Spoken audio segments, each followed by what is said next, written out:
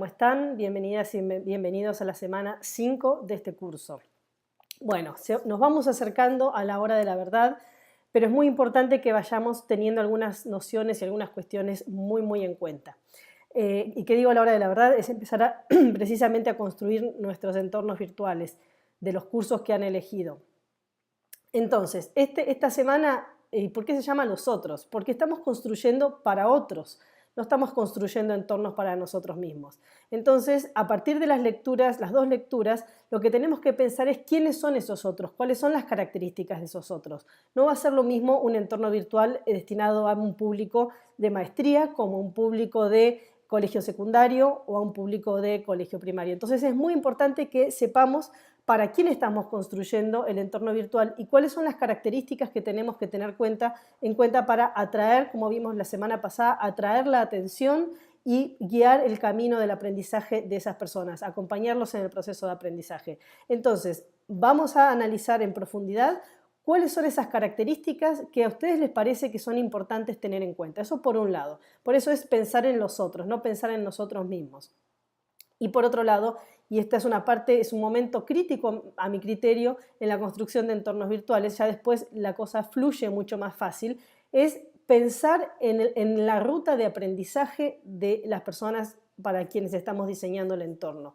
¿Cómo va a ser? Por ejemplo, piensen en los cursos que yo diseño para ustedes, donde primero trato de trabajar lo conceptual, primero trato de guiarlos en los paradigmas, trato de establecer algunas pautas para que después ustedes empiecen como a construir, a reflexionar a partir de esas pautas y de esas pautas que ustedes mismos van construyendo a partir de la reflexión. El pensar un entorno de aprendizaje, el pensar una ruta de aprendizaje es algo sumamente difícil y sumamente complejo, que va a ser diferente para cada grupo a quien estemos diseñando. Por ejemplo, les cuento, cuando yo tengo un makerspace educativo, trabajo con niñas y niños a partir de los 3 años en adelante. Entonces, con ellos no les explico lo conceptual de lo que vamos a hacer en cada una de las semanas o de las actividades. Con ellos trabajamos mucho más el learning by doing. Directamente ellos construyen, de nuevo construccionismo de Papert, ellos construyen objetos y después pensamos y reflexionamos sobre esos objetos. Es el camino inverso. Entonces, esto es importante, no vamos a diseñar entornos de la misma manera para diferentes públicos, y sean entornos presenciales o entornos virtuales. Las rutas de aprendizaje van a ser diferentes según los grupos. Entonces, eso es lo que tienen que pensar ustedes esta semana. Según a quién están diseñando, cuál va a ser la ruta. Y por eso vamos a trabajar con una matriz. La matriz puede que parezca un poquito tediosa, pero les va a permitir tener el big picture.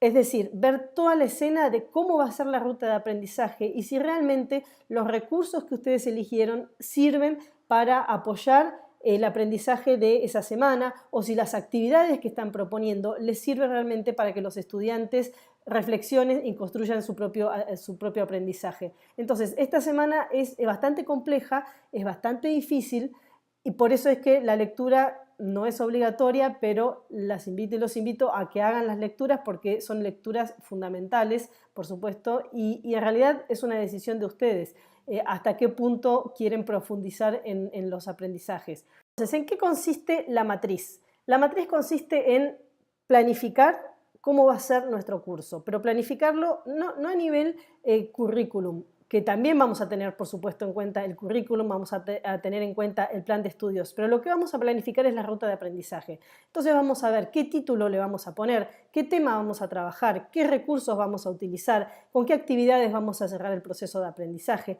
Entonces, esto es lo que vamos a hacer en esa matriz. Ojalá sea lo más completa posible, ojalá ya tengamos algunos textos para poner, ojalá ya tengamos todos los títulos que vamos a utilizar en las sesiones, ojalá tengamos también las actividades, al menos los espacios en los cuales vamos a desarrollar las actividades o qué tipo de actividades vamos a querer hacer para cada una de las sesiones. Como ya saben, lo que les estoy pidiendo es que hagan un curso pequeño, un curso que sea entre 4 y 6 semanas, entonces no es que tienen que pensar, por ejemplo, 12 semanas de un curso como si fuera un trimestre de maestría o un semestre, sino solamente, esto es un ensayo, es un piloto, que sea entre 4 y 6 semanas. Así que la matriz, por favor, que esté lo más completa posible, porque esto les va a permitir realmente darse cuenta si la ruta de aprendizaje que están proponiendo responde a los objetivos que ustedes tienen de aprendizaje para sus estudiantes. Cualquier cosa, me consultan. Que tengan una bonita semana.